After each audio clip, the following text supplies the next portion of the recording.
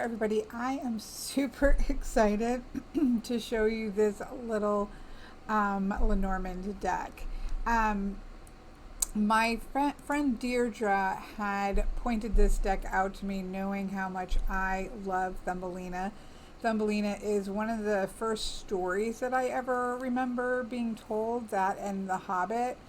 And it has sprouted, I suppose, a seed of a lifetime love of tiny miniature things. Like, I just adore them, and this was the start of it.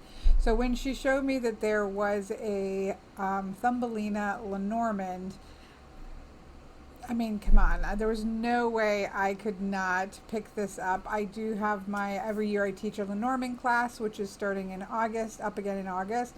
So I'm like, okay, I need another deck. I need another Lenormand deck. Like, I need nothing, but I wanted this one, and I'm super excited about it. There was an option for, turn my phone off. There was an option for regular size and the mini size.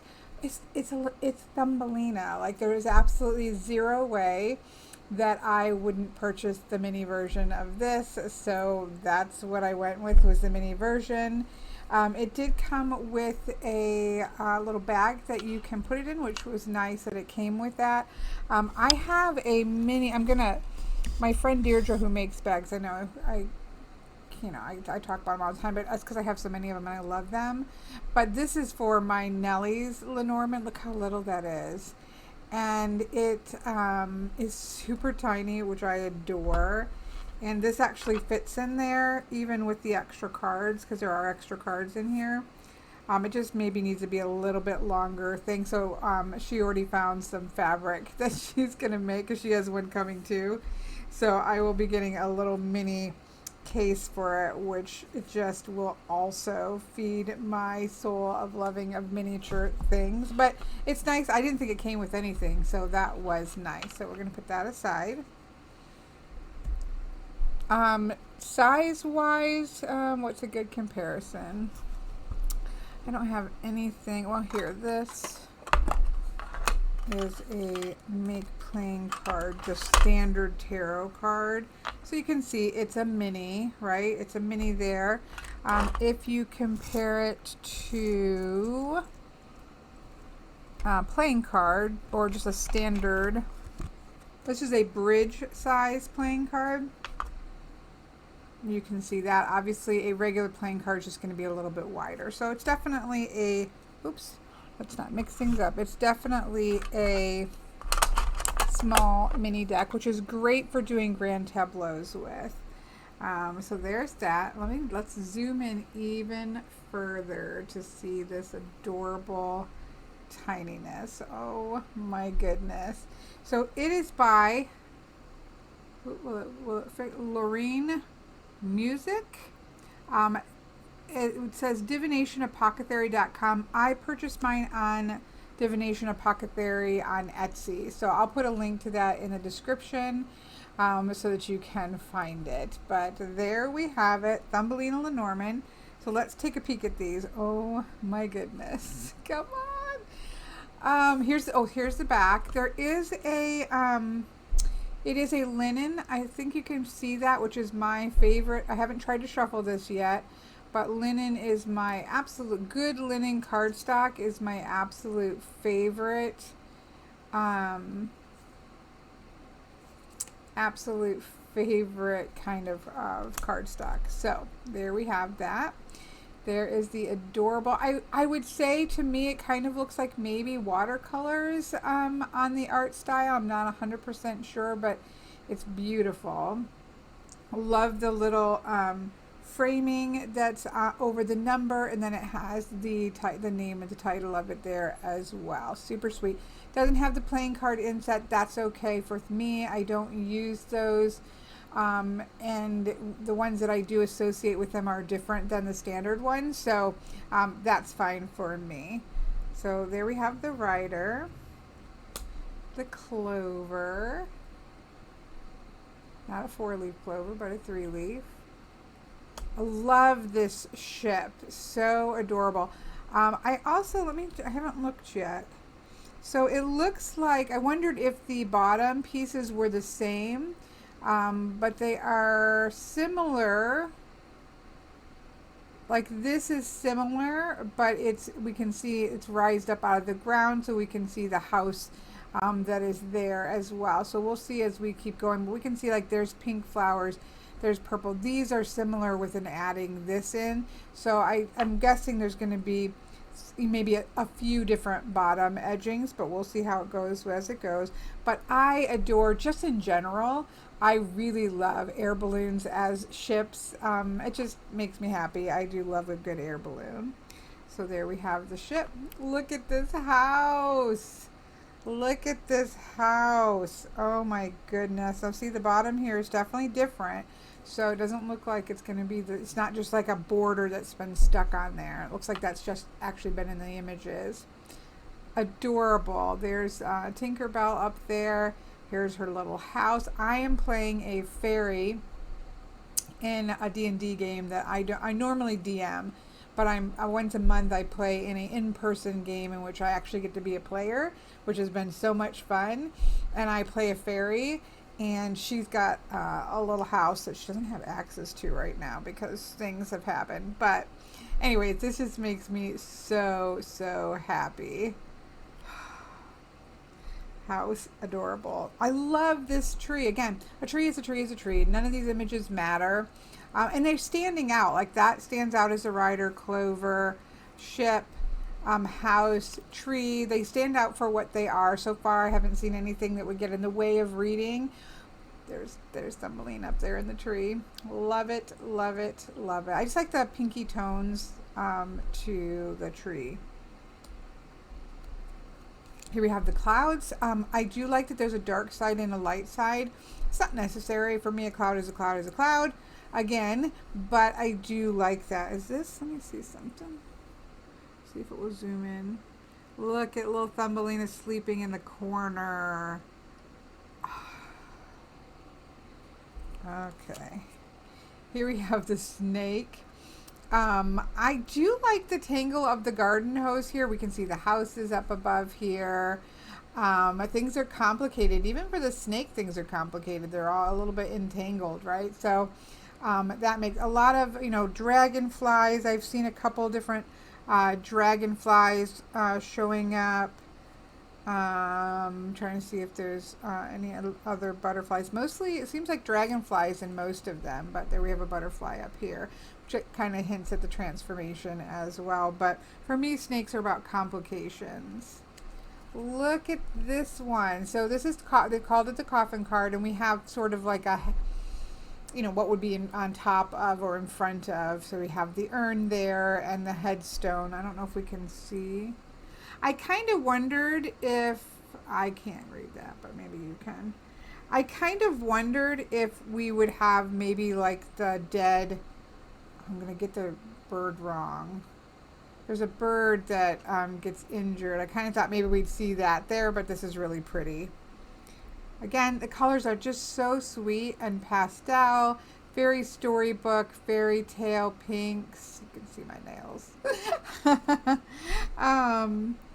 Look at this bouquet. I love this bouquet. Again, we have Thumbelina.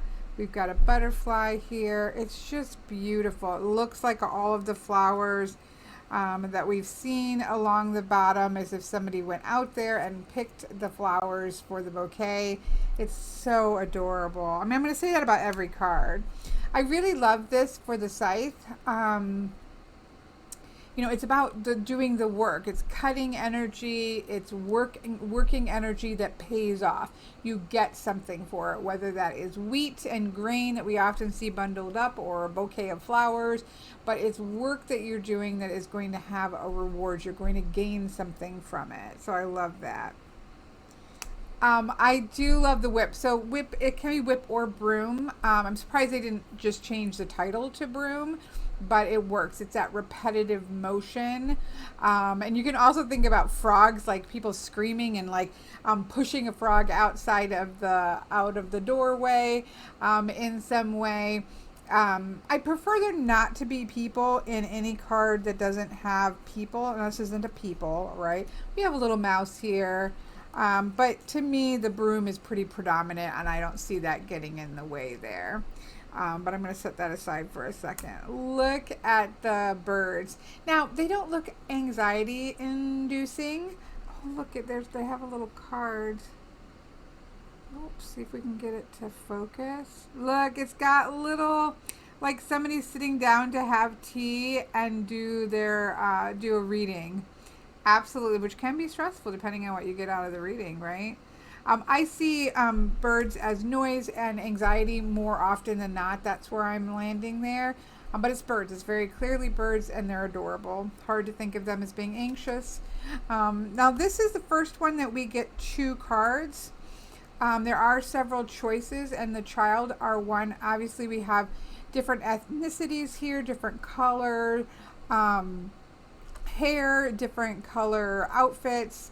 I adore this one. They're both cute, but when I was a little girl, I always wanted to have black curly hair. I don't know why, how that got into my head, but I always wanted black hair.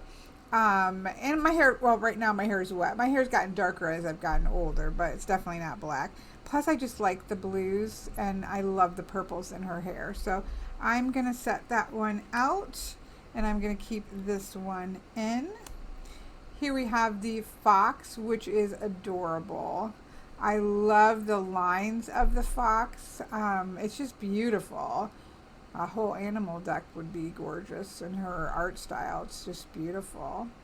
Pay attention, be alert. He looks alert. Love the bear and in with the flowers and everything down here. I love the speckling of like paint spatter, and then of course we have the butterflies here. Is this little, I'm wondering, that could be bitsy tiny Thumbelina, but I don't know. Love the stars card. Like, that is so beautiful. It's very clearly the stars card. We've got Thumbelina down here. Again, it looks like some of the bottom borders are reused, but it works really well. Where it doesn't fit, they're not there, so it's done quite beautiful. But again, the stars are very predominant. I think it's absolutely gorgeous. Love the stork. Now, I prefer my storks to be flying because it's about positive movement forward, positive movement with the babies, I guess, in this case. But it's clearly a stork or a heron or something, right? It's very clear what it is. And so even some of the old traditional decks just have them standing on one leg. So that's just a preference, but it's beautiful. Like, the artwork is so gorgeous. I love it. Here's a little dog that looks like it has fairy wings on its back. A trusted friend. Those are Dachshunds, I think, right? But, again, the dog is very prominent and adorable. I really love this tower, especially with her on it, right? You're not going to have a tower like Rapunzel's tower. It would be massive to Thumbelina, where this is a tower that would still be huge to Thumbelina and tower-like and give her a really good view of the surrounding area, but not be excessively, wouldn't make sense to have a tower. Oh, no, something's happening on my, 1 second. No, I must have talked with my hands and pressed something. But I absolutely love this tower. I think that was really smart. I also adore this. Again, a garden would be so massive that it would be hard to tell the scope of a garden from Thumbelina's perspective. But if you think about those little garden, they're little. They look like mini greenhouses. I have seen them, and people put crystals in them and make little terrariums. Put terrariums in them. And this is what this feels like. It looks like a dollhouse version of a greenhouse, which I think is really fantastic. But it has that structuredness of the garden too. Here we have mountain way off in the distance. Of course, these are probably just some literal rocks in the woods or something to this mouse. Look ahead and trying to find his way around the challenges. Here we have the paths with Mr. Mole here and Thumbelina. This is a bit small, I think, compared to how big a path sign would be to Thumbelina, but you know, this is a magical world. We are not worried about things being exact. It's adorable. It's clear that it's path. Again, we do have a person here that's not normally in a person. And we have a little mouse here. For the most part, I think I already pulled out the one. The writer, there's usually somebody writing. Again, that's so small, that doesn't bother me. But it's very clear, like with the broom. It's pretty clear to me what that is, and if you're scanning a grand tableau, that's not going to get much in the way. The mice are another thing that, like the birds, I don't see them as like eating away at anything because they're so adorable. Maybe it's like some creepy rats in a passageway or something I could have seen, or something like that. But these are freaking adorable, and of course make you think of Cinderella or things like that. And they're also floating in the ground. In fact, one of them looks like they have wings. So it's hard to see, but you know, these little mice could get up to no good, and we just have to watch out for them. Love the heart. I think that's really sweet. Again, Thumbelina's up there on the top, but again, the heart stands out as the main focus. This was one of the cards that made me want this. Again, it's not a standard ring, right? But it's a magic ring, which is so perfect. Does this have anything to do with commitment? Sure. If you step into a fairy ring, you better be committed to navigating the Fey realm. I don't care. I don't care how you choose to make it work, but a ring is a ring is a ring, and that is adorable. Love the books card. Again, I prefer just a single book, but it's nothing that matters. It's very clear we're looking at a stack of storybooks. Oops, it doesn't want to, there we go. And Thumbelina's on the top. It's adorable. I mean, what do you want me to say to any of these cards? They're adorable. It's adorable. It's adorable. It's adorable. The letter is adorable. A little stack of letters all wrapped up in a ribbon. Putting our intentions out there into the world, documents if we need them to be documents. They're sweet and I love them. So now we come to some options for the lady and the gentleman. So here we have the lady and the gentleman that I will be keeping, and that is simply because this is a Thumbelina deck for me, and so I want the lady to be Thumbelina.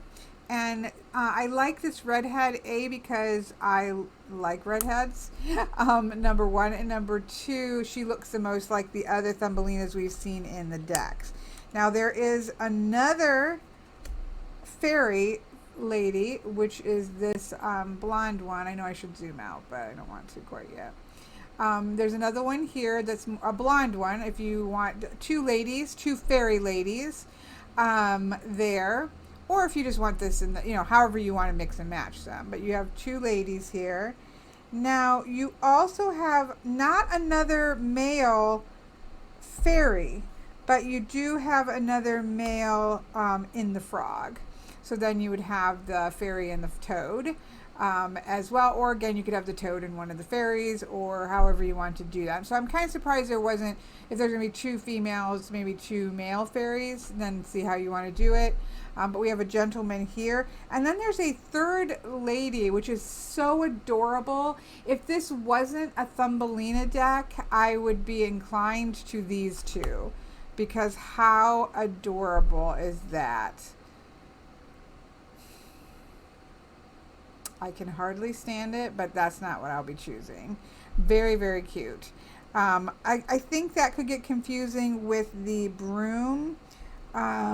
Being the toad here, because then that's going to be showing up on both cards, so I don't prefer that as well because of that. But this is adorable. Again, if this wasn't a Thumbelina deck, I just think she's so adorable. but no, for me, it will be these two. And the way that I work, and I've said this before in videos, I've never had an issue with this in working with clients. I pick the card that best suits the person I'm reading for. I don't ask my clients, and if they offer it, fine, but I don't ask my clients, what their gender preferences are in relationships. I will just say, always state, this is representing you. This card is representing whatever situation or person that is you're open to being significant to you, regardless of gender.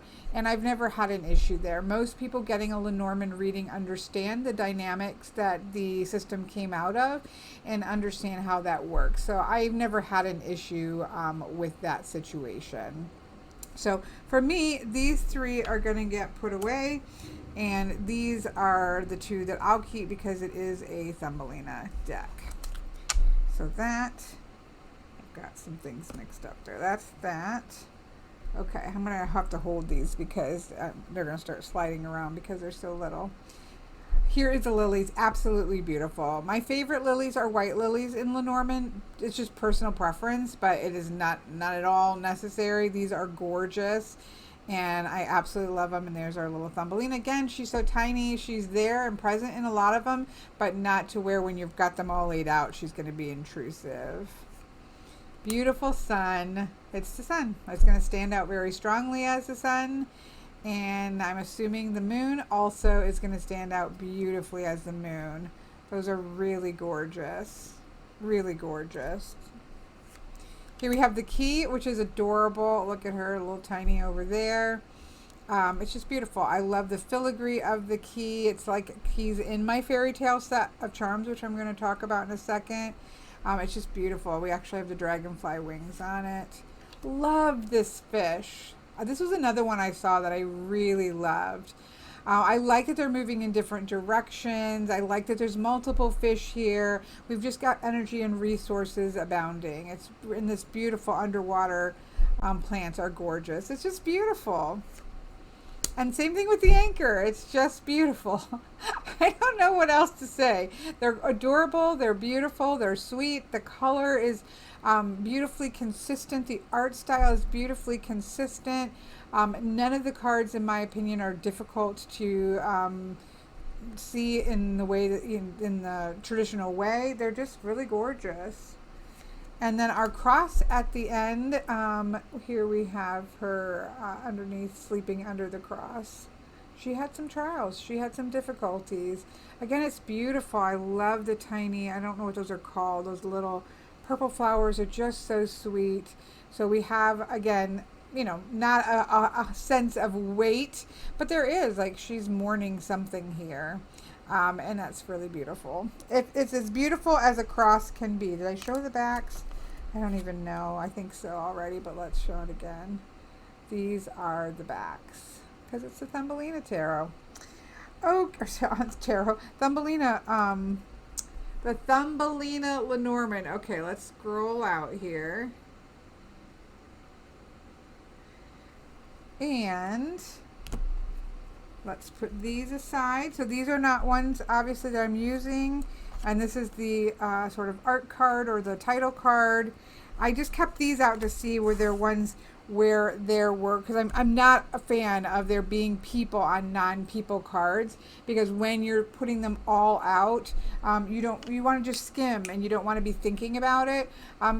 These two, again, the sign and the broom, are quite obvious, and so it's not going to take you long to just ignore that, especially if you're not using this as a gentleman card. I could see it getting a little more confusing if that's the gentleman card. Okay, so let's give this a shuffle. I love this type of cardstock for minis because you need to be able to, I need to still be able to give it a riffle. And it's really hard if it's anything thicker. When you go this tiny, it's your best served with good playing card stock. Truthfully, even playing card size should be that way.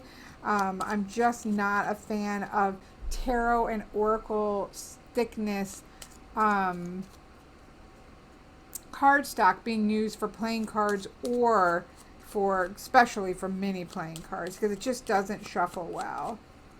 So I'm just trying to get a good little shuffle in here. All right, so let's just I'm gonna cheat and lay it this way just so it's faster. Can we get it across this way? Let's just try. 1, 2, 3, 4, 5, 6, 7, 8, and 9. Close enough. Okay. I just want you to be able to see it in a grand tableau. I mean, it's so adorable. I really like the white space. It just makes it, something that could be busy because there's a lot of flowers and there's a lot of butterflies and, just little Thumbelinas. So it could get busy because there's a lot of bits and pieces. But because of that white space, it's just beautiful.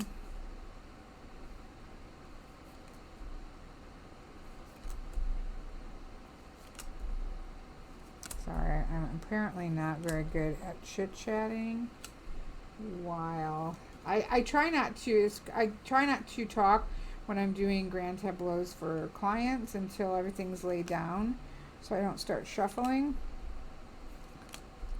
So I think that's why I go quiet here. Hopefully this is all showing. Yeah, close enough. Look at how adorable this is. Again, super, super clear. The broom stands out really well. I don't think that that's going to be an issue there. The other one that had a person was the pass card. Here, again, I feel like the sign stands out very clearly. To me, this is what is that perfect marriage between an obvious theme. This is a Thumbelina deck, a fairy deck, but at the same time it is very readable. Like, this is very usable, very doable. The traditional elements are all there. Even changing that to a ship, the balloon from ship to a balloon, it has a traditional name here. The scythe with the trimmers, or whatever you call these, it's very clear what they are. So to me, this is usable and adorable, and it's Thumbelina, so it's a 10 out of 10 for me. There's nothing about this that I don't like. Now, let me pull out what I also love about this is that I do love to use Lenormand with charms. Let me get these into a pile here. Let me grab something so they won't slide around here, my casting cloth. So what I do love to do with Lenormand is use them as houses or casting places. So you could do, and this is not how I normally do a 9 card, but we're just getting it on the table. And the reason I'm putting it on here is so that when I cast the charms, they're not as prone to go flying. The cards, because it's got a little grip on this wool. But you can lay out your Lenormand reading, do your Lenormand reading, so you have that message there, right? So adorable. And then I have a set of fairy tale charms, which I've done videos about. I don't know if I've done any separate videos, but you can see, let me see if I can grab a hold of some pretty keys. That's a mermaid key. But I have a set of directional keys, and they really remind me. Oh, we have the key down there too. Let me see if I can grab any other ones out. Spoons and knives, and here's a key. Anyways, it doesn't matter. I don't know why I'm doing this, but look, I mean, they just feel like, that's the one I was thinking of. Look how close that looks to that, even though it's different colors. But those are my directions. But this is my fairy tale charm set, which I adore. And so what you can do is, again, you can do this with any Lenormand deck. I'm just saying this made me think of my fairy tale charm set because it's so adorable. There's the door to Thumbelina's house. All right, let me But what I would do is do that reading, you know, do the reading as you would do it. Get your message there, and then shake, shake, shake, grab, you know, a handful of charms, cast them, and that was very poor. Normally what I do is I stand up and drop them, and you'll have a better, but see, you can tell where things are on. Just kind of get it back into order and keep things where they're supposed to be. So now whatever's in the center, which for me would normally be a significator card, that's how I lay them down, I would be adding in the sword to this. I would be adding in the elements and doing charm casting on top of it. Again, your best bet is to stand up and drop them if you're dropping on cards, which I like to do in a lot of different ways. But it's, even if they move, you know, it's super easy to just shift them back and, you know, keep the integrity of what falls on it there. How adorable is that? I mean, come on. I don't know what else to tell you. It's adorable. So yeah, so that's another thing that did make me think, I'm like, oh, this is a perfect little deck for my fairy tale charm casting set as well. So all right, folks, I just wanted to come on here and do a quick walkthrough of this. I'm so glad I picked it up and super excited to use it. And again, I have a class. If you've always wanted to learn Lenormand, I have a class coming up next month. I do it every year. And now I'll have an adorable fairy tale deck to use. That's my excuse. What is your excuse? No, we don't need excuses. All right, I hope you have an absolutely wonderful rest of your day.